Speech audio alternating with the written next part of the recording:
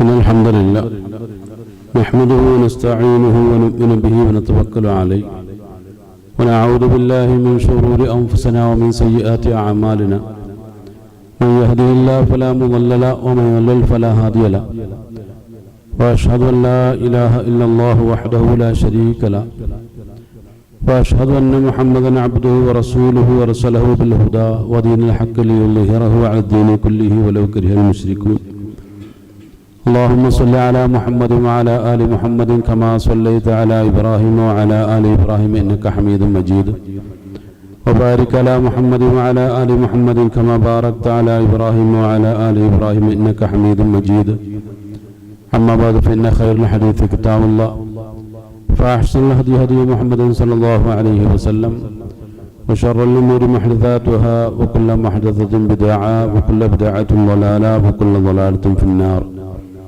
يا أيها الذين آمنوا اتقوا الله حق تقاته ولا تموتن إلا وأنتم مسلمون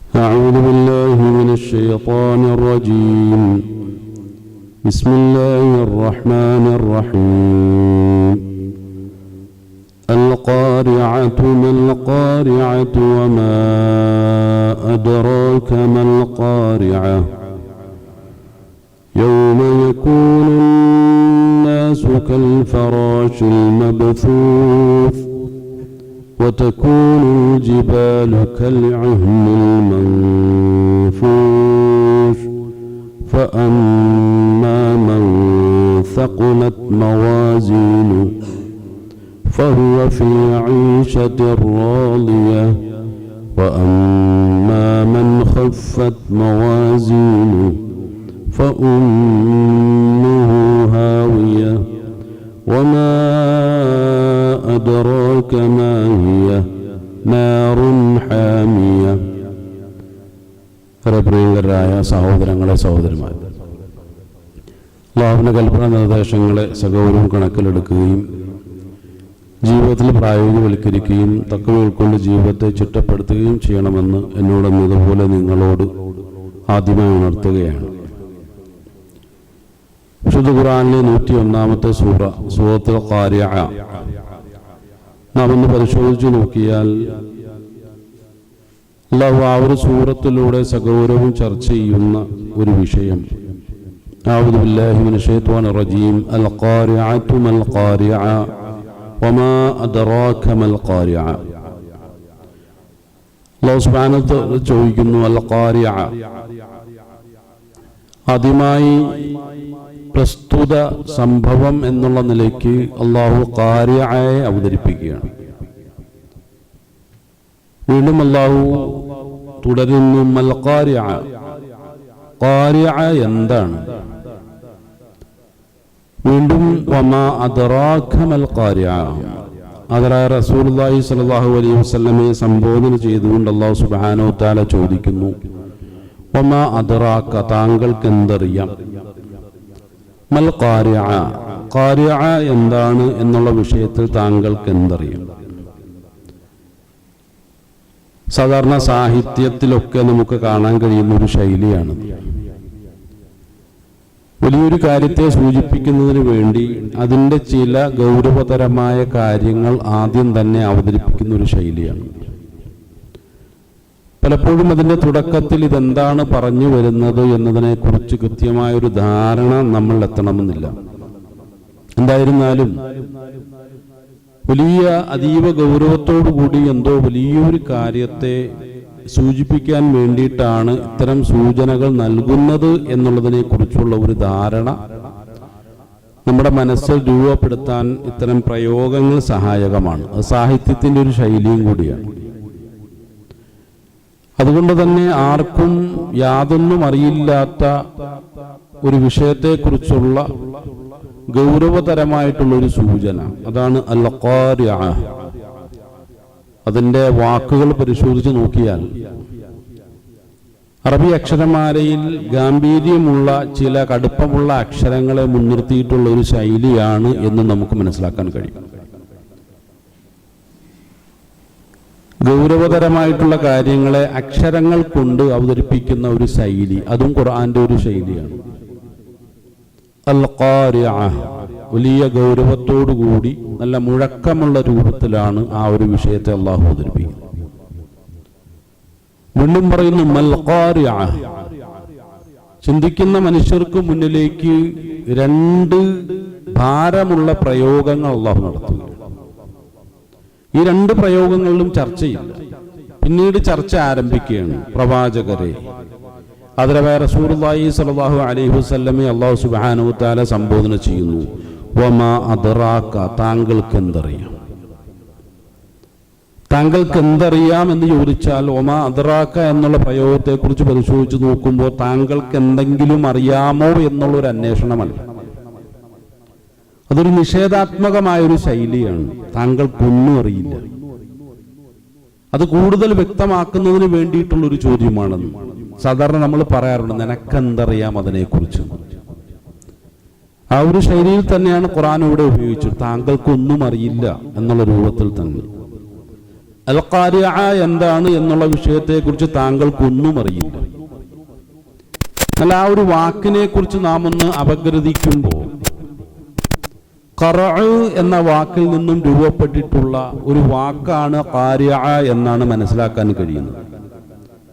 ഖറഅ എന്ന വാക്ക് നമ്മൾ മനസ്സിലാക്കുമ്പോൾ അത് നമ്മെ ബോധ്യപ്പെടുത്തുന്ന പ്രായോഗികമായിട്ടുള്ള ചില അർത്ഥതലങ്ങളുണ്ട്. ഒരു വസ്തു അതിശക്തമായ രൂപത്തിൽ, അതിഭയങ്കരമായ രൂപത്തിൽ, ഭയങ്കരമായ ശബ്ദത്തോടുകൂടി ഊക്കോടെ മറ്റൊരു വസ്തുവിൽ ചെന്നിടിക്കുന്ന ഒരവസ്ഥയ്ക്കാണ് ഖറഅ എന്ന വാക്കുകൊണ്ട് ഇവിടെ ഉദ്ദേശിക്കുന്നത്. എന്തോ അത്തരം ഒരു സാഹചര്യത്തെ കുറിച്ചുള്ള ഖുർആന്റെ ഒരു വ്യക്തമാക്കലാണ് ഈ പ്രയോഗത്തിലൂടെ നടക്കാൻ പോകുന്നത് എന്നാണ് നമുക്ക് മനസ്സിലാക്കാൻ കഴിയുന്നത്. ഒരു കൂട്ടിയിടി സംഭവിക്കാൻ പോകുന്നു. ഇത് ചെറിയ വസ്തുക്കൾ തമ്മിലല്ല, അതിശക്തമായ ഒരു കൂട്ടിയിടിയെ കുറിച്ചാണ് അല്ലാഹു സുബ്ഹാനഹു തആല ഇവിടെ സൂചിപ്പിക്കുന്നത്. ഇതെന്താണ് ഈ സംഭവം എന്നതിനെ കുറിച്ച് കൂടുതൽ പരിശോധിക്കുമ്പോഴാണ് യൗമുൽ ഖിയാമയുമായി ബന്ധപ്പെട്ട ആ ഒരു സന്ദർഭവുമായി ബന്ധപ്പെട്ട് നടക്കുന്ന ഒരു സന്ദർഭത്തെ കുറിച്ചുള്ള ഖുർആന്റെ ഒരു പ്രയോഗമാണ് എന്നാണ് മനസ്സിലാക്കാൻ കഴിയുന്നത്. യൗമുൽ ഖിയാമയുമായി ബന്ധപ്പെട്ട് ആദ്യകാലത്തൊക്കെ നമ്മുടെ ഭൗതിക മേഖലകളിൽ അത്രയൊന്നും ചർച്ചകൾ സജീവമല്ലായിരുന്നുവെങ്കിൽ ഇന്ന് ഭൗതികമായ തലങ്ങളിലും അത്തരം വിഷയങ്ങളെ കുറിച്ചുള്ള ചർച്ചകൾ സജീവമാണ്. നമുക്കറിയാം, പ്രപഞ്ചത്തെക്കുറിച്ച് കൂടുതൽ പഠിക്കുകയും വിശദീകരിക്കുകയും അതിനെ മനുഷ്യന്റെ പരിമിതിയിൽ നിന്നുകൊണ്ട്, അവന്റെ അറിവിന്റെ കണ്ടെത്തലിന്റെ കാഴ്ചപ്പാടിന്റെ പരിമിതിയിൽ നിന്നുകൊണ്ട് അതിനെ അവതരിപ്പിക്കാനുള്ള കൊണ്ടുപിടിച്ച ശ്രമങ്ങൾ ഇന്നും നടന്നുകൊണ്ടിരിക്കുകയാണ്. ഈ പ്രപഞ്ചത്തിന്റെ അവസ്ഥ എന്താണ്? ആദ്യകാലത്തൊക്കെ സ്റ്റഡി സ്റ്റേറ്റ് തിയറി എന്ന ഒരു കൺസെപ്റ്റിനെ മുൻനിർത്തിക്കൊണ്ട് ഇത് രൂപപ്പെട്ട കാലം മുതൽക്ക് തന്നെ അങ്ങനെ തന്നെ നിലകൊള്ളുകയാണ്, മാറ്റമില്ലാത്ത അവസ്ഥയിൽ. അതങ്ങനെ തന്നെ തുടർന്നു പോകുന്നു എന്നുള്ളൊരു കാഴ്ചപ്പാടാണ് അവതരിപ്പിച്ചതെങ്കിൽ എഡ്വിൻ ഹബിളിനെ പോലുള്ള ചില ശാസ്ത്രജ്ഞന്മാർ അദ്ദേഹത്തിന്റെ ശരിയായ ചില നിരീക്ഷണ പഠനങ്ങളെ മുൻനിർത്തിക്കൊണ്ട് പറഞ്ഞു, ഇതങ്ങനെ സ്ഥിരമായ ഒരു അവസ്ഥയിൽ രൂപപ്പെട്ടതോ അല്ലെങ്കിൽ നിലനിൽക്കുന്നതോ ആയ ഒരു സംഗതിയല്ല. പ്രപഞ്ചമെന്നുള്ളത് ഒരു കാലഘട്ടത്തിൽ അത് ആരംഭം കുറിച്ച ഒന്നാണ്. അതിനൊരു തുടക്കമുണ്ട്. തുടക്കമുണ്ടെങ്കിൽ അതിനൊരു അവസാനവും നിർബന്ധമാണ്. പ്രകൃതിയിലും പ്രപഞ്ചത്തിലുമുള്ള സർവമാന വസ്തുക്കളുടെയും പൊതുവായ ഒരു നിയമത്തെയാണ് അതിലൂടെ അവർ വ്യക്തമാക്കാൻ ശ്രമിച്ചത്. അതുകൊണ്ട് തന്നെ 3 തരം പ്രപഞ്ചത്തിന്റെ നാശവുമായി ബന്ധപ്പെട്ട തിയറികളെയാണ് സയന്റിസ്റ്റുകൾ പല നിലയ്ക്കും അവതരിപ്പിച്ചിട്ടുള്ളത്. അത് ജോർജ് ലാമാറ്ററെ പോലുള്ള അല്ലെങ്കിൽ ആൽബർട്ട് ഐൻസ്റ്റീനെ പോലുള്ള പല ശാസ്ത്രജ്ഞന്മാരും ഇവിടെ എഡ്വിൻ ഹബിളിനും അപ്പുറം ചില കണ്ടെത്തലുകൾ നടത്തി അവതരിപ്പിച്ചിട്ടുണ്ടെങ്കിലും 3 രൂപത്തിലാണ് ആ തിയറികളെ നമുക്ക് മനസ്സിലാക്കാൻ കഴിയുന്നത്. ഒന്ന് ബിഗ് റിപ്പ് എന്നുള്ള രൂപത്തിലാണ്, മറ്റൊന്ന് ബിഗ് ഫ്രീസ് എന്നുള്ള രൂപത്തിലാണ്, മറ്റൊന്ന് ബിഗ് ക്രഞ്ച് എന്നുള്ള രൂപത്തിലാണ്. അപ്പൊ ഈ 3 തിയറികളും വ്യത്യസ്തമായ ചില ശൈലികളാണെങ്കിൽ പോലും പ്രപഞ്ചത്തിന്റെ അവസാനത്തെ കുറിച്ചാണ് വ്യക്തമാക്കുന്നത്. അതിൽ ഏറ്റവും കൂടുതൽ ചർച്ച ചെയ്യപ്പെടുന്ന ബിഗ് ക്രഞ്ച് എന്നുള്ള ആ ഒരു നിയമത്തെ, ആ ഒരു തിയറിയെ നാം ഒന്ന് പരിശോധിച്ച് നോക്കിയാൽ നമുക്കറിയാം, ഈ പ്രപഞ്ചത്തിലുള്ള എല്ലാ വസ്തുക്കൾക്കും ഭൂഗുരുത്വ ബലമുണ്ട്. ഈ ഭൂഗുരുത്വ ബലം നിലനിൽക്കുന്നത് കൊണ്ട് മാത്രമാണ് ഓരോ വസ്തുക്കളും ഈ പ്രകൃതിയിലും പ്രപഞ്ചത്തിലും നിലകൊള്ളുന്നത്. അതില്ല എങ്കിൽ ഒന്നിനും നിലനിൽപ്പില്ല. നമ്മുടെ ഭൂമിയുടെ സഞ്ചാരത്തെ കുറിച്ച് നാം ഒന്ന് പരിശോധിച്ചു നോക്കുക. ഇതൊക്കെ അല്ലാഹു സുബ്ഹാനഹു വ തആല നമ്മളോട് ശരിയായ രൂപത്തിൽ അന്വേഷിച്ചറിയുവാൻ ആവശ്യപ്പെട്ട വിഷയമാണ്. ഉദാഹരണം, ഏറ്റവും അധികം മുസ്ലിമീങ്ങൾ പാരായണം ചെയ്യുന്ന ഒരു സൂറയാണ് സൂറത്ത് യാസീൻ. അതിന്റെ ചില ആയത്തുകൾ അല്ലാഹു സുബ്ഹാനഹു വ തആല വ്യക്തമാക്കുന്ന അഊദു ബില്ലാഹി മിനശ് ശൈത്വാനിർ റജീം വആയത്തുൽ ലഹുമുൽ ലൈലു നസ്ലഖു മിൻഹുൻ നഹാറ ഫഇദാ ഹും മുസ്ലിമൂൻ വശംസു തജ്രീ ലിമുസ്തഖറിൻ ലഹാ ദാലിക തഖദീറുൽ അസീസുൽ അലീം എന്ന് തുടങ്ങുന്ന ആയത്തുകൾ നാം ഒന്ന് പരിശോധിച്ചു നോക്കിയാൽ ഈ പ്രപഞ്ചത്തിൽ നിലകൊള്ളുന്ന, നമ്മുടെ ഈ യൂണിവേഴ്സിൽ നിലകൊള്ളുന്ന ഓരോരോ ഗോളങ്ങളുടെയും നിലനിൽപ്പ്, അതിന്റെ സഞ്ചാര രീതി, അതിന്റെ സഞ്ചാര നിയമങ്ങൾ, അതിനെ വളരെ ശരിയായ രൂപത്തിൽ വിശദീകരിക്കുന്ന, ആദ്യകാലത്ത് അത്തരം ചിന്തകളോ ചർച്ചകളോ ഒന്നും ഇല്ലാതിരുന്ന ഒരു കാലഘട്ടത്തിൽ അത്തരം ഒരു ചർച്ചയ്ക്ക് തുടക്കം കുറിച്ചുകൊണ്ട് അത് ചിന്തിക്കുന്ന മനുഷ്യർക്കിടയിൽ, പ്രത്യേകിച്ച് മുഅ്മിനീങ്ങൾക്കിടയിൽ അള്ളാഹുവിന്റെ ആയാത്തുകൾക്ക് വളരെയധികം പ്രാധാന്യം കൊടുക്കുന്ന, അത് വിശ്വാസത്തിന്റെ ഭാഗമായി നോക്കിക്കാണുന്ന, അള്ളാഹുലേക്ക് കൂടുതൽ എടുക്കാനുള്ള ഒരു മാർഗമായി കണ്ടെത്തുന്ന ശരിയായ മുഅ്മിനീങ്ങളെ സംബന്ധിച്ചിടത്തോളം അള്ളാഹുവിന്റെ ഈ സൃഷ്ടികളെ കുറിച്ചുള്ള ശരിയായ കാഴ്ചപ്പാടുകൾ, അത്ഭുതകരമായ അതിന്റെ സഞ്ചാരം, അതിന്റെ നിലനിൽപ്പ് എന്നീ വിഷയങ്ങളെ കുറിച്ച് കൂടുതൽ അന്വേഷിക്കുമ്പോൾ, അപഗ്രഥിക്കുമ്പോൾ മനസ്സിലാക്കാൻ കഴിയുന്ന ഒന്ന്, ഇതൊക്കെ ശരിയായ ഒരു ഭൂഗുരുത്വ ബലത്തിന്റെ അടിസ്ഥാനത്തിൽ നിലകൊള്ളുന്ന ഒന്നാണ്. ആ ഒരു ബലം ഇവിടെ നഷ്ടപ്പെട്ടു പോയി കഴിഞ്ഞാൽ എല്ലാം താറുമാറാവും. ശരിയായ ഒരു വ്യവസ്ഥയ്ക്കനുസൃതമായിട്ടാണ് ഈ വസ്തുക്കളൊക്കെയും അതിന്റെ കാലം കൃത്യമായ ശരിയായ ഒരു നിയതമായ നിയമത്തിന്റെ അടിസ്ഥാനത്തിൽ അതിങ്ങനെ നയിച്ചുകൊണ്ടിരിക്കുന്നു, അള്ളാഹുവിന്റെ ശരിയായ ഒരു നിർദ്ദേശത്തിന്റെയും കൽപ്പനയുടെയും അടിസ്ഥാനത്തിൽ. എന്നാൽ ഈ ഒരു ബലം നഷ്ടപ്പെട്ടു പോയാൽ, അല്ലാഹു സുബ്ഹാനഹു വ തആല ഇവിടെ സംവിധാനിച്ചിട്ടുള്ള ഈ ഒരു ബലം ഇവിടെ എങ്ങാനും നഷ്ടപ്പെട്ടു പോയി കഴിഞ്ഞാൽ പിന്നെ എന്താണ് സംഭവിക്കുക എന്നുള്ളതാണ്. അതുകൊണ്ട് തന്നെ ബിഗ് ക്രഞ്ച് എന്നുള്ള ആ ഒരു തിയറി വ്യക്തമാക്കുന്ന ചില പഠനങ്ങൾ ഈ ഭൂഗുരുത്വ ബലം അതിശക്തമായ രൂപത്തിൽ അങ്ങനെ തുടരുകയും കൂടുതൽ ശക്തി പ്രാപിക്കുകയും അവസാനം ഈ പ്രപഞ്ചം ഇങ്ങനെ വികസിച്ചുകൊണ്ടേയിരിക്കുകയാണ്. ആ വികസനം ഒരു കാലഘട്ടത്തിൽ നിന്നു പോവുകയും അങ്ങനെ അതിശക്തമായിട്ടുള്ള ഭൂഗുരുത്വ ബലത്തിന്റെ അടിസ്ഥാനത്തിൽ പരസ്പരം ആകർഷിക്കപ്പെടുകയും അങ്ങനെ നക്ഷത്രങ്ങൾ പരസ്പരം കൂട്ടിയിടിക്കുകയും ആ നക്ഷത്രങ്ങൾക്ക് ചുറ്റും കറങ്ങിക്കൊണ്ടിരിക്കുന്ന ഗോളങ്ങളൊക്കെയും പരസ്പരം അതിശക്തമായ രൂപത്തിൽ കൂട്ടിയിടിക്കുകയും അങ്ങനെ നാശോന്മുഖമാകുന്ന ഒരു സാഹചര്യത്തിലേക്ക് ഈ പ്രപഞ്ചം മാറുകയും ചെയ്യുന്ന ഒരു വിഷയത്തെക്കുറിച്ചാണ്, ഒരു സാഹചര്യത്തെക്കുറിച്ചാണ്, ഒരു ഭാവിയെക്കുറിച്ചാണ് ബിഗ് ക്രഞ്ച് എന്ന തിയറിയിലൂടെ ഇത് കണ്ടെത്തിയിട്ടുള്ള ശാസ്ത്രജ്ഞന്മാർ വിശദീകരിക്കുന്നത്.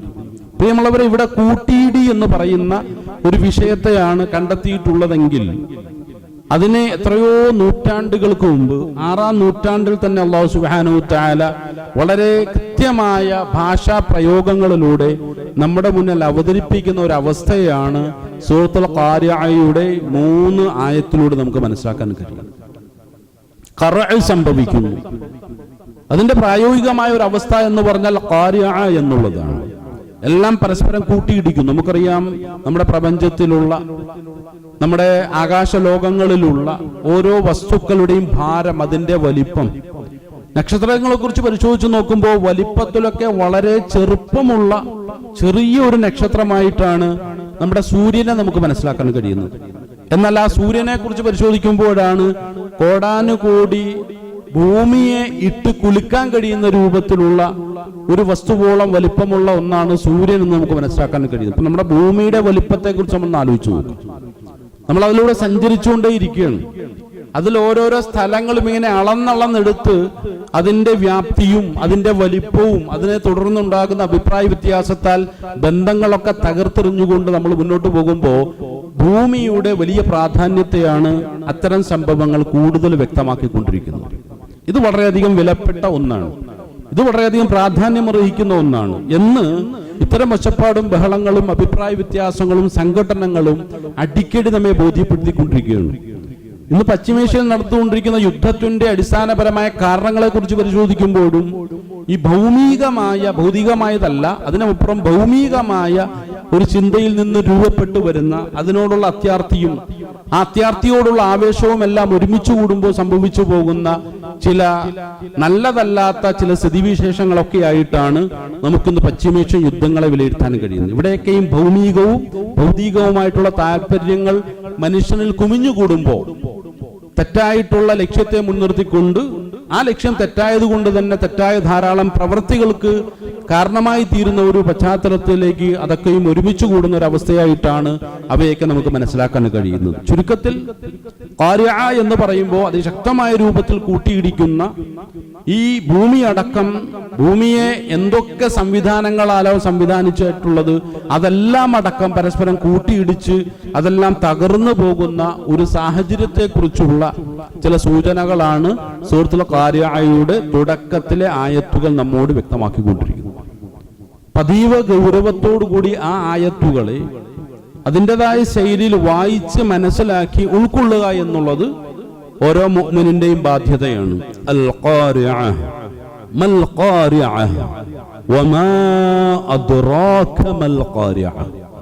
ഈ മൂന്ന് ആയത്തുകളും നമ്മുടെ മനസ്സിലുണ്ടാക്കുന്ന പ്രകമ്പനം എന്ന് പറയുന്നത് അത് ചിന്താ മേഖലയിൽ ഉണ്ടാക്കുന്ന വലിയ പ്രകമ്പനം എത്രത്തോളം ആയിരിക്കണം എന്നുള്ളതിന്റെ ഒരു സൂചന കൂടിയാണ് അല്ലാഹു സുബ്ഹാനഹു തആലയുടെ ഈ രൂപത്തിലുള്ള ഈ ശൈലിയിലുള്ള പ്രയോഗമെന്നാണ് നമുക്ക് മനസ്സിലാക്കാൻ കഴിയുന്നത്. അനിഷേധ്യമായ ഒരു യാഥാർത്ഥ്യം അത് സംഭവിക്കുക തന്നെ ചെയ്യും, ആരൊക്കെ ഇഷ്ടപ്പെട്ടാലും ഇഷ്ടപ്പെട്ടില്ലെങ്കിൽ.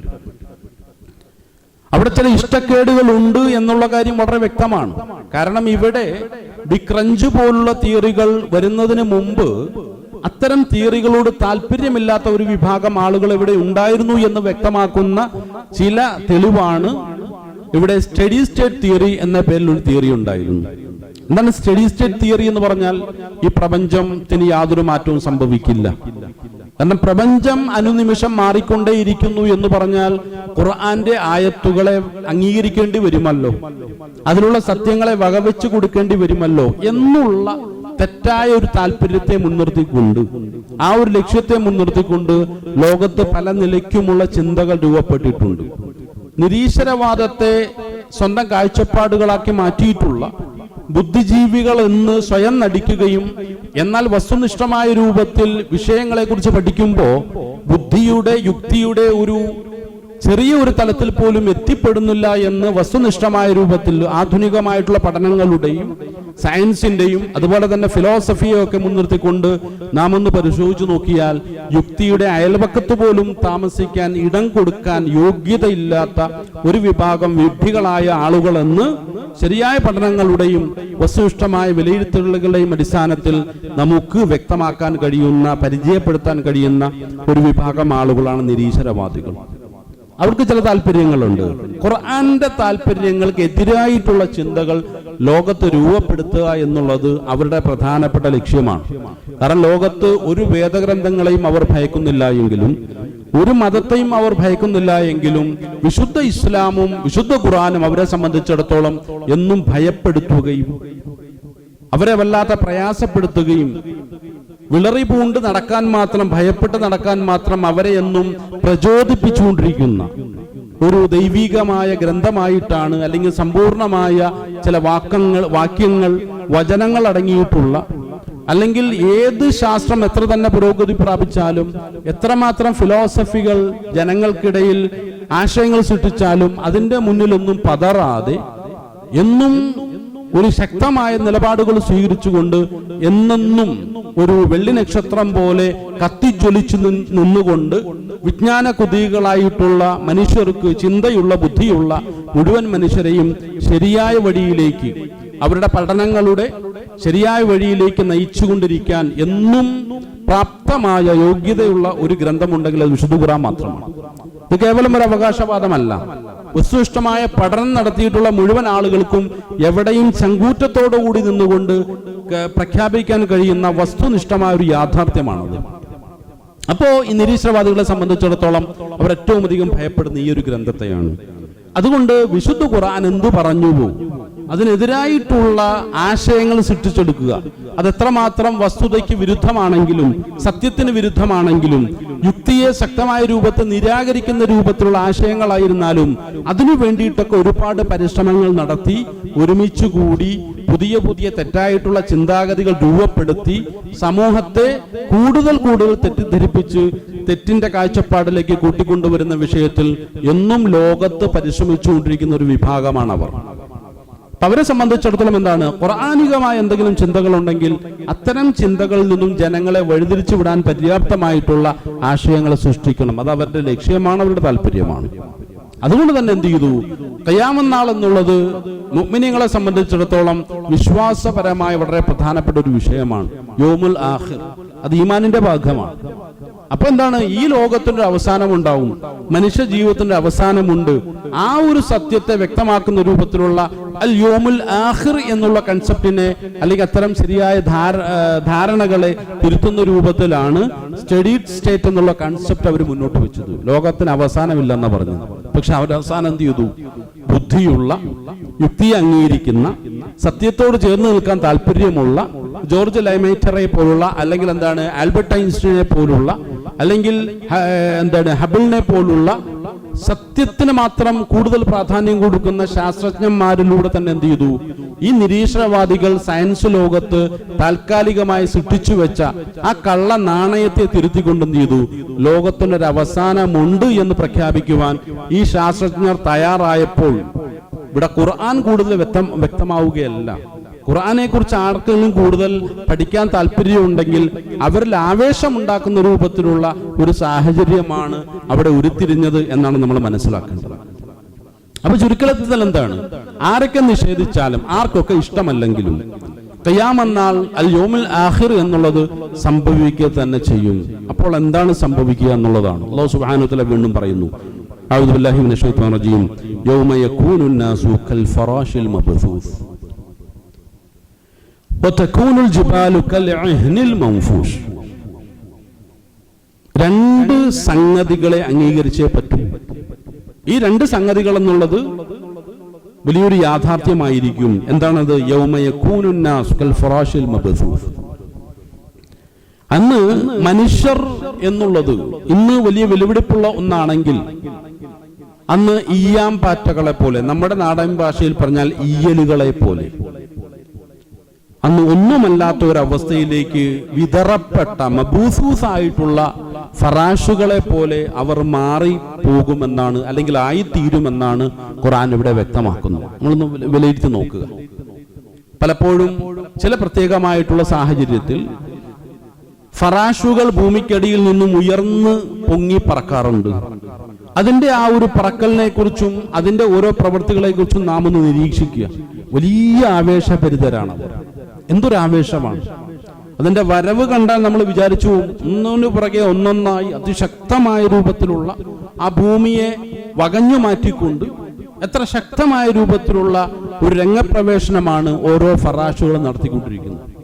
അല്ല, നമ്മളെന്ത് ചെയ്യുന്നു? ലൈറ്റുകളൊക്കെ ഓഫ് ചെയ്ത് വീടിന്റെ ജനാലകളൊക്കെ അടച്ച് ആ ഫറാഷിനെ പ്രതിരോധിക്കാനുള്ള സംവിധാനങ്ങളൊക്കെ നമ്മൾ ചെയ്തിരിക്കും. വളരെ ചെറിയൊരു ജീവിയാണെങ്കിൽ പോലും അതിനോടുള്ള നമ്മുടെ ഒരു അസ്വസ്ഥതയാണത്.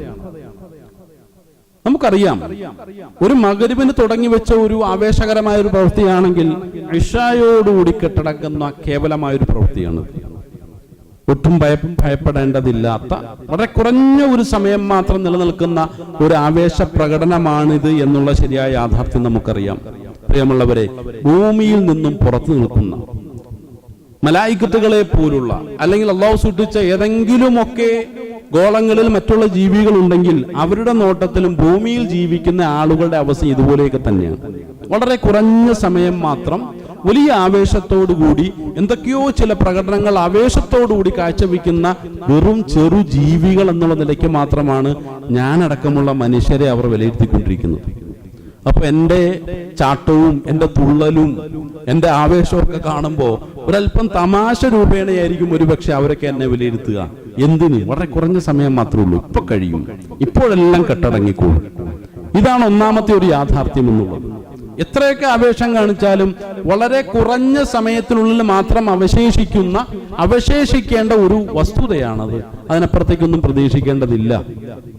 ഒറ്റ ഉദാഹരണം പറഞ്ഞാൽ, ആൽബർട്ട് ഐൻസ്റ്റീന്റെ സ്പെഷ്യൽ തിയറി ഓഫ് റിലേറ്റിവിറ്റി എന്ന കൺസെപ്റ്റിനെ മുൻനിർത്തിക്കൊണ്ട് ഭൂമിയിലെ ശരാശരി 100 വയസ്സ് വരെ ജീവിക്കുന്ന ഒരു മനുഷ്യന്റെ ജീവിതത്തിന്റെ യാഥാർത്ഥ്യം അഭൗമികമായ തലത്തിൽ നിന്നുകൊണ്ട് നമ്മളൊന്ന് വിലയിരുത്തിയാൽ, ഭൂമിയിൽ നിന്നും ഇന്ന് 12 മണിക്ക് നമ്മളൊന്ന് ചിന്തിച്ചു നോക്കാം, ഭൂമിയിൽ നിന്നും ഇന്ന് 12 മണിക്ക് ഒരു റോക്കറ്റ് ഉപരിലോകത്തേക്ക് കുതിച്ചുയർന്നു എന്ന് വിചാരിക്കാം.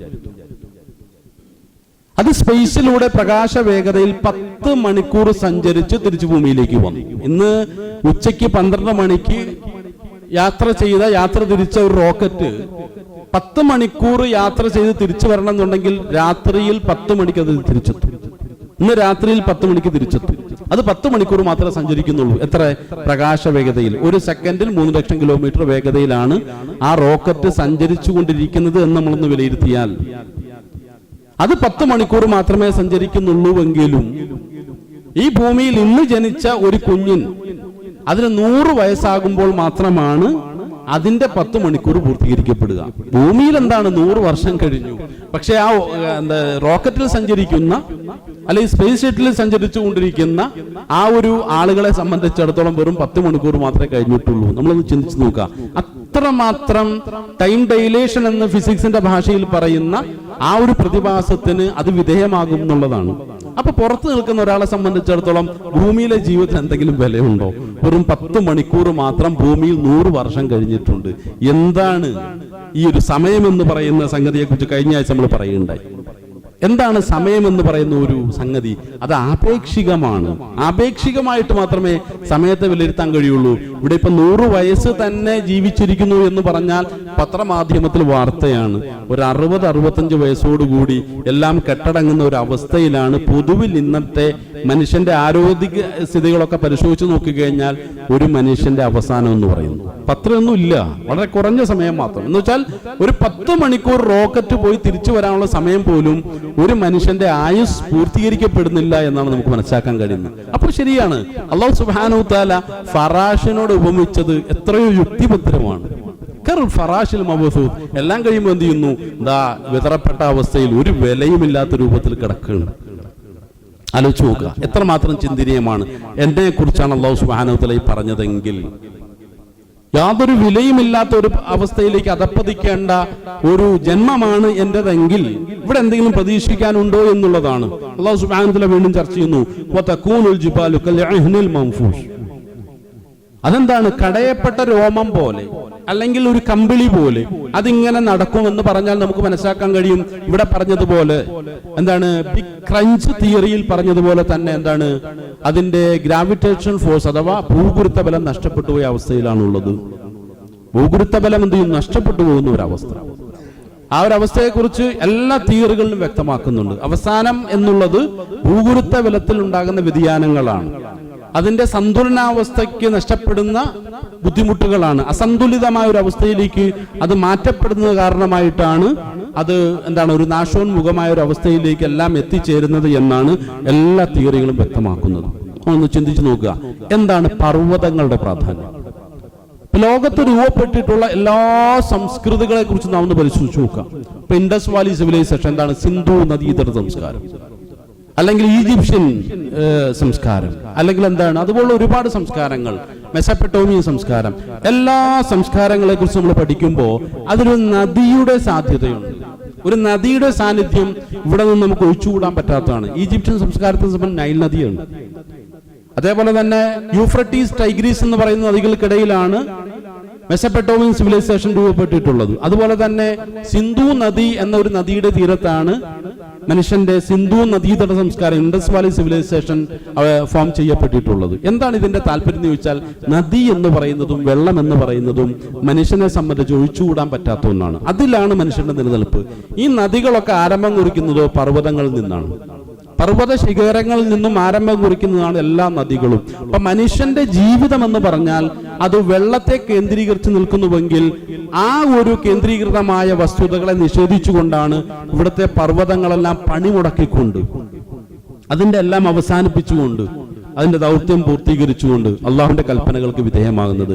മനുഷ്യനെ സംബന്ധിച്ച് ഈ ഭൂമിയിൽ നിലനിൽപ്പില്ല. എന്താണ് കാരണം? പർവ്വതങ്ങളെല്ലാം നശിച്ചുപോയി. അതിനെല്ലാം എന്താണ്? ഭൂവൃത്ത ബലം നഷ്ടപ്പെട്ട് അതൊക്കെ ഉയർന്നു പോകുകയാണ്. ഇനിയിപ്പോ എന്ത് ചെയ്യാൻ കഴിയും? ഒന്നുമില്ല. മനുഷ്യന്റെ ജീവിതമൊക്കെ അവസാനിച്ചു എന്നുള്ളതാണ്. കാരണം കോടിക്കണക്കിന് വില സ്ക്വയർ ഫീറ്റിന് പറഞ്ഞുകൊണ്ടിരുന്ന പ്രദേശങ്ങൾക്കൊന്നും യാതൊരു വിലയില്ലാത്തൊരവസ്ഥ.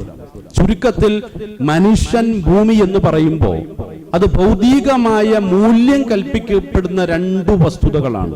ആ വസ്തുവിനെ അള്ളാഹു സുബ്ഹാനഹു വ തആല അടയാളപ്പെടുത്തിക്കൊണ്ട് പറഞ്ഞു, ഈ രണ്ടിന്റെയും മൂല്യം നഷ്ടപ്പെട്ടു പോവാണ്. എന്തോടുകൂടി? കാര്യായോടുകൂടി രണ്ടിന്റെയും പ്രാധാന്യം നഷ്ടപ്പെട്ടു, രണ്ടിന്റെയും മൂല്യം നഷ്ടപ്പെട്ടു പോയി. ചുരുക്കത്തിൽ മെറ്റീരിയലിസ്റ്റിക് വാല്യൂ സമ്പൂർണമായും കൽപ്പിക്കപ്പെട്ടിരുന്ന രണ്ട് പ്രധാനപ്പെട്ട സംഗതികളിൽ നിന്നും സമ്പൂർണമായിട്ടും മെറ്റീരിയലിസ്റ്റിക് വാല്യൂ എടുക്കപ്പെടുന്ന ഒരു സന്ദർഭമാണ് എന്ന് നിങ്ങൾ മനസ്സിലാക്കണം.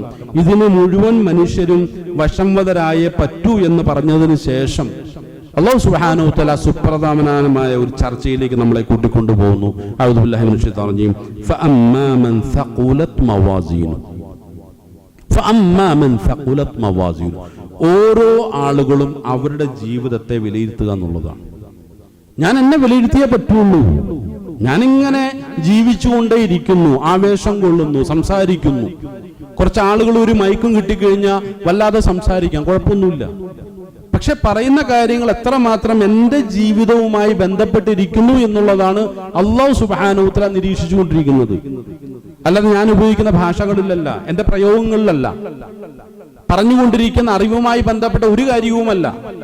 അള്ളാഹുവിന്റെ നോട്ടത്തിൽ എന്താണ്? അള്ളാഹു പകർന്നു നൽകിയ വിശുദ്ധ ഖുർആനെ മുൻനിർത്തിക്കൊണ്ട് അള്ളാഹു നൽകിയ എല്ലാ കഴിവുകളും സമ്പൂർണമായും അള്ളാഹുവിൽ മാത്രം അർപ്പിച്ചുകൊണ്ട് അള്ളാഹു നൽകിയ അനുഗ്രഹങ്ങളെ മാത്രം മുൻനിർത്തിക്കൊണ്ട് പ്രവർത്തിച്ചുകൊണ്ടിരിക്കുന്ന ഒരാളാണ്. ഒന്നും സ്വന്തമായിട്ടില്ല, എല്ലാം അള്ളാഹുവിന്റെ ദാനം മാത്രം, അള്ളാഹുവിന്റെ നിഅമത്ത് മാത്രം.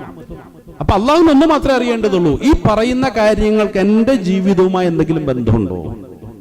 എന്റെ മനസ്സെത്രത്തോളം ഈ പറയുന്ന കാര്യങ്ങളോട് പങ്കെടുക്കുന്നുണ്ട്? നിങ്ങളുടെ വിഷയമല്ല അള്ളാഹു എന്റെ വിഷയത്തിൽ പരിഗണിക്കുക, എന്റെ മാത്രം വിഷയമാണ്. ഈ പറയുന്ന വിഷയങ്ങളോട്, അല്ലെങ്കിൽ ഇവിടെ ഭൗതികതയുടെ നിസ്സാരത്തെക്കുറിച്ച്, അതിന്റെ മൂല്യം സമ്പൂർണ്ണമായിട്ട് നഷ്ടപ്പെട്ടു പോകുന്ന ഒരു സാഹചര്യത്തെക്കുറിച്ച് ഇവിടെ പറഞ്ഞിട്ട് ആ ഭൗതികതയ്ക്ക് വീണ്ടും പ്രാധാന്യം കൊടുത്തുകൊണ്ട് തീരെ പ്രാധാന്യം കൊടുക്കേണ്ടെന്നല്ല. അതിനൊക്കെ അതിൻ്റെതായ ചില നിയമങ്ങളുണ്ട്. സമ്പൂർണ്ണമായിട്ട് ഒരു പരിത്യാഗിയാകണം എന്നല്ല ഖുർആൻ ആവശ്യപ്പെടുന്നത്. അതിൻ്റെതായ ചില തലങ്ങളുണ്ട്, കാഴ്ചപ്പാടുകളുണ്ട്. എന്നാലും ഖുർആൻ അങ്ങനെ പറഞ്ഞു വെച്ചതാണ്. അതായത് ഭൗതികമായ മൂല്യം സമ്പൂർണമായി നഷ്ടപ്പെടുന്നു എന്ന് പറയുമ്പോൾ അതിന് അമിതമായ മൂല്യം കൽപ്പിച്ചുകൊണ്ട് അള്ളാഹു മുന്നോട്ട് വയ്ക്കുന്ന മൂല്യങ്ങളെ നിസ്സാരവൽക്കരിച്ചുകൊണ്ട് മുന്നോട്ട് പോകാൻ ഈ ഭൗതികമായ മൂല്യം എന്നെ പ്രേരിപ്പിക്കാൻ പാടില്ല എന്നുള്ളതാണ്. അല്ലാഹു സുബ്ഹാനഹു വ തആല എന്തിനൊക്കെയാണോ മൂല്യം കൽപ്പിച്ചിട്ടുള്ളത് അതിനൊക്കെ മൂല്യം കൽപ്പിച്ചുകൊണ്ട് വേണം, അതിനൊന്നാം സ്ഥാനം കൊടുത്തുകൊണ്ട് വേണം 2, 3, 10 ഒക്കെ സ്ഥാനം ഈ ഭൗതികമായ മൂല്യങ്ങൾക്ക് കൊടുക്കാൻ പാടുള്ളൂ എന്നുള്ള ശരിയായ ബോധമാണ് ഈ ആയത്തിന്റെ വരികൾക്കിടയിലൂടെ അള്ളാഹു എന്നോട് സംവദിച്ചുകൊണ്ടിരിക്കുന്നു. അള്ളാഹു കാര്യങ്ങളെ ശരിയാവിധം മനസ്സിലാക്കണം, നല്ല ബോധവും ചിന്തയും നൽകി നമ്മെ അവരെയും അനുഗ്രഹിക്കുമാറാണ്.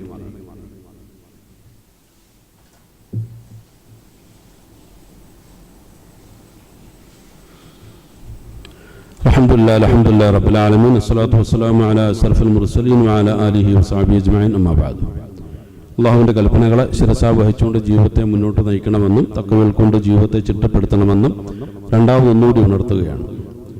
അഊദു ബില്ലാഹി മിനശ് ശൈത്വാനിർ റജീം. ബിസ്മില്ലാഹിർ റഹ്മാനിർ റഹീം.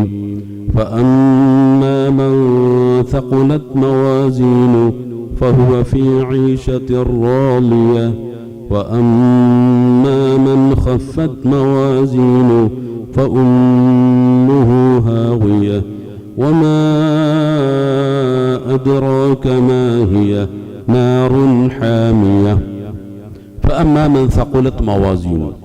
അപ്പോൾ ഒരു മനുഷ്യൻ ഈ ഭൗതികമായ ജീവിത പശ്ചാത്തലത്തിലൂടെ അവൻ കഴിഞ്ഞുകൂടുമ്പോൾ അള്ളാഹു എന്തെങ്കിലും സംഗതികൾക്ക് മൂല്യം കൽപ്പിച്ചിട്ടുണ്ടെങ്കിൽ അള്ളാഹു മൂല്യം കൽപ്പിച്ചിട്ടുള്ളതിനൊക്കെ അതിൻ്റെതായ മൂല്യം കൽപ്പിച്ചുകൊണ്ട് അതിന് പ്രാധാന്യം കൊടുത്തുകൊണ്ട് അതിൻ്റെ തൂക്കം മനസ്സിലാക്കി, അതിൻ്റെ അളവ് മനസ്സിലാക്കി, അതിൻ്റെ പ്രാധാന്യം മനസ്സിലാക്കി അതിനെയൊക്കെ ഒരുമിച്ച് കൂട്ടാൻ വേണ്ടിയിട്ടുള്ള ശ്രമമായിരുന്നു ഈ ഭൗതിക ലോകത്ത് അവൻ നടപ്പിലാക്കിയിട്ടുള്ളതെങ്കിൽ ഫഹുവ ഫീ ഈശത്തിർ റാദിയ, അവൻ അങ്ങേയറ്റം തൃപ്തികരമായ ഒരു ജീവിതത്തിലായിരിക്കും ഉണ്ടാവുക എന്നാണ് അള്ളാഹു ഇവിടെ പറയുന്നത്.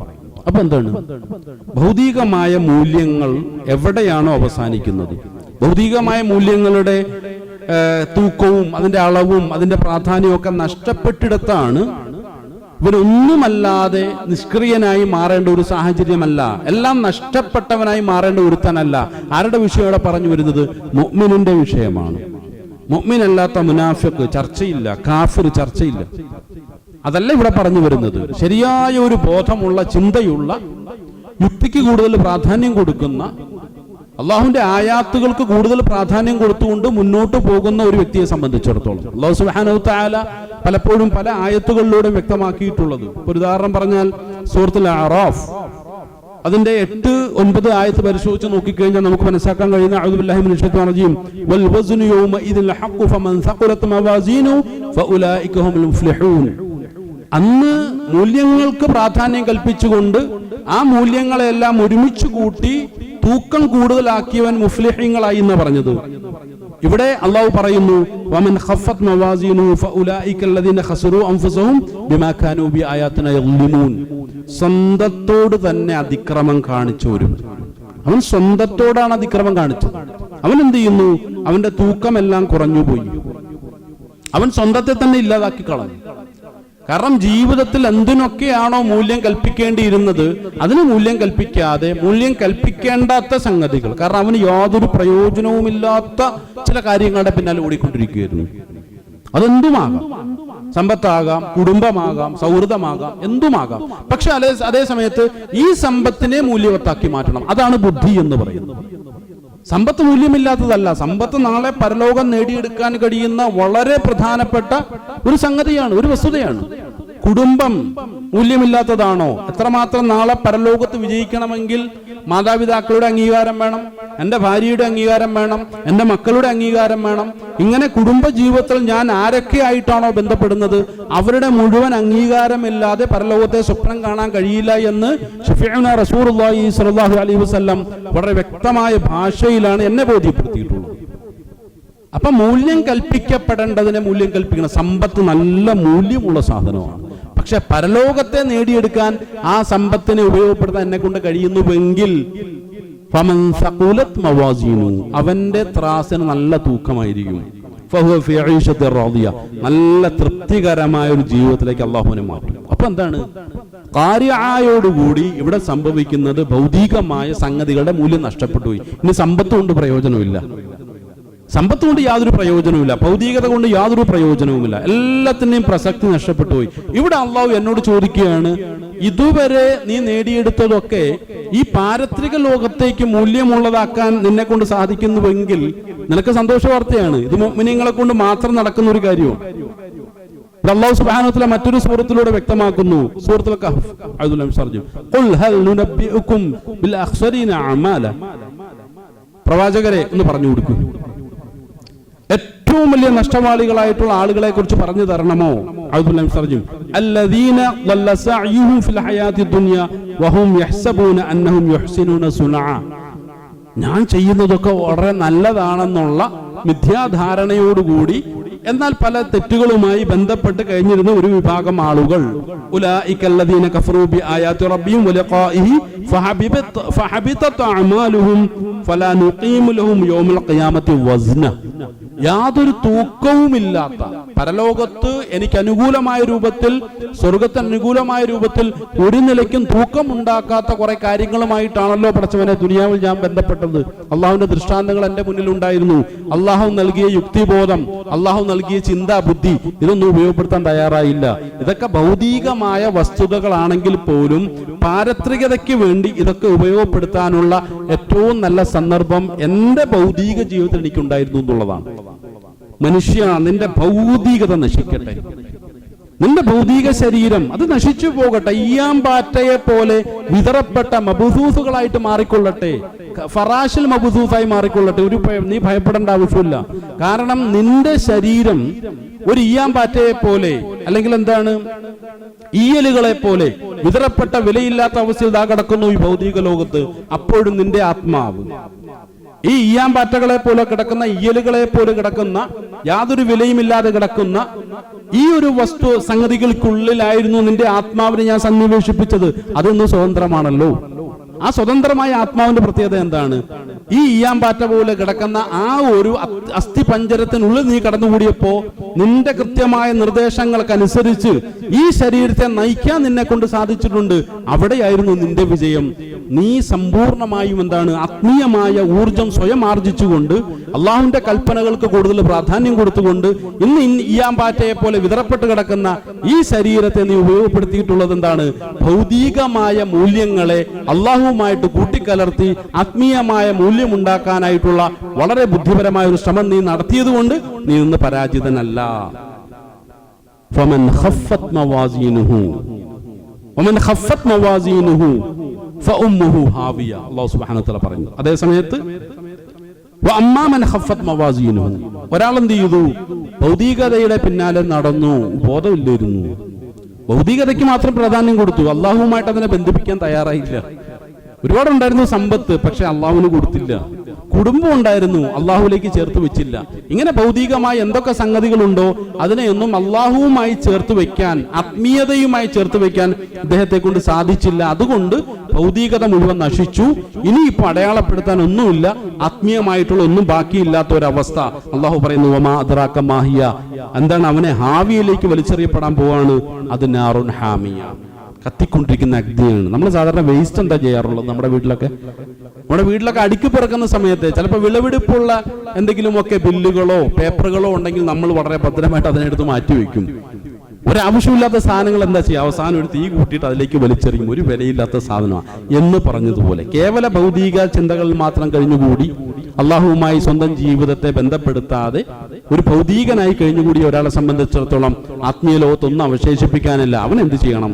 വേസ്റ്റിലേക്ക് എടുത്ത് വലിച്ചെറിയ, കത്തിച്ച് കളയേണ്ട സാധനമാണ്. എത്ര കൃത്യമായിട്ടാണ് അല്ലാഹു സുബ്ഹാനഹു വ തആല ഒരു മനുഷ്യനെ ഭൗതികതയെ ആത്മീയതയെ അവതരിപ്പിച്ചിട്ടുള്ളത്. എത്ര യുക്തിഭദ്രമായ രൂപത്തിലാണ്, എത്രയോ ചിന്തനീയമായ രൂപത്തിലാണ്. അതിനെ ഏറ്റവും ശരിയായ രൂപത്തിൽ ഉൾക്കൊള്ളാൻ പറയുന്നു. ഞാൻ ആദ്യം തയ്യാറാകുക, നിങ്ങളും ഇൻഷാ അല്ലാഹ് തയ്യാറാകും. അല്ലാഹു സുബ്ഹാനഹു വ തആല കാര്യങ്ങളെ ശരിയാം വിധം മനസ്സിലാക്കി അമൽ ചെയ്യാനുള്ള നല്ല ബോധവും ചിന്തയും നൽകി നമ്മെ എവരെയും അനുഗ്രഹിക്കുമാറാകട്ടെ. നമ്മൾ ഇന്ന് വന്നു പോയിട്ടുള്ള ഒരു ചെറുതുമായ മുഴുവൻ പാവങ്ങളെയും അള്ളാഹുവിന്റെ മഹത്തായ ഫദ്ല് കൊണ്ട് വിട്ടുകൊടുത്ത് മാപ്പാക്കി തരുമാറാകട്ടെ. ലോകത്ത് കഷ്ടപ്പാടുകൾ ദുരിതങ്ങൾ അനുഭവിക്കുന്ന എല്ലാ മുസ്ലിമീങ്ങളെയും എല്ലാവിധ പ്രയാസങ്ങളിൽ നിന്നും അള്ളാഹു കരകയറ്റി അനുഗ്രഹിക്കുമാറാകട്ടെ. പശ്ചിമേഷ്യയിൽ പ്രത്യേകിച്ച് ഗസയിൽ കഴിയുന്ന എല്ലാ മുസ്ലിമീങ്ങൾക്കും സമാധാനവും സമാശ്വാസവും വലിയ പരിഹാരങ്ങളും കൊടുത്ത് അള്ളാഹു അനുഗ്രഹിക്കുമാറാകട്ടെ. നമ്മൾ ഇന്ന് മരണപ്പെട്ടു പോയിട്ടുള്ള മുഴുവൻ ആളുകളുടെയും ഖബറുകളെ അള്ളാഹു വിശാലമാക്കുകയും മഗ്ഫിറത്തും റഹ്മത്തും കൊടുത്ത് അവരെയൊക്കെ അനുഗ്രഹിക്കുകയും ചെയ്യുമാറാകട്ടെ. പെട്ടെന്നുള്ള മരണങ്ങളിൽ നിന്നും മാരകമായ രോഗങ്ങളിൽ നിന്നും എല്ലാവിധ ബലാ മുസീബത്തുകളിൽ നിന്നും പ്രകൃതി ക്ഷോഭങ്ങളിൽ നിന്നും അള്ളാഹു നമ്മളെയും നമ്മുടെ നാട്ടിലുള്ള കുടുംബത്തിലുള്ള വീട്ടിലുള്ള മുഴുവൻ ആളുകളെയും കാത്തുരക്ഷിച്ച് അനുഗ്രഹിക്കുമാറാകട്ടെ. രോഗാവസ്ഥയിൽ കഴിഞ്ഞുകൂടുന്ന മുഴുവൻ ആളുകളും വസിയത്ത് ചെയ്തിട്ടുള്ള എല്ലാവർക്കും അള്ളാഹു പരിപൂർണ്ണ ശിഫ കൊടുത്ത് അനുഗ്രഹിക്കുമാറാകട്ടെ. ലോക മുസ്ലിമുകളെ അള്ളാഹു അനുഗ്രഹിക്കുമാറാകട്ടെ. നഷ്ടപ്പെട്ടവ ഇസ്സത്തിനെ ഖുർആന്റെ ഹദീസിനെ തിരിച്ചറിവിനും വഴിയിലൂടെ തിരിച്ചെടുക്കാനുള്ള തൗഫീഖും താക്കത്തും കൊടുത്ത് മുസ്ലിം ലോകത്തെ അള്ളാഹു അനുഗ്രഹിക്കുമാറാകട്ടെ. അല്ലാഹു മഗ്ഫിർ ലിൽ മുഅ്മിനീന വൽ മുഅ്മിനാത്ത് വൽ മുസ്ലിമീന വൽ മുസ്ലിമാത്ത് വൽ അഹ്യാഇ മിൻഹും വൽ അംവാത്. റബ്ബനാ ആതിനാ ഫിദ് ദുനിയ ഹസന വഫിൽ ആഖിറതി ഹസനത വഖിനാ അദാബന്നാർ. ആമീൻ ബിറഹ്മതിക യാ അർഹമർ റഹീമീൻ. വൽഹംദുലില്ലാഹി റബ്ബിൽ ആലമീൻ.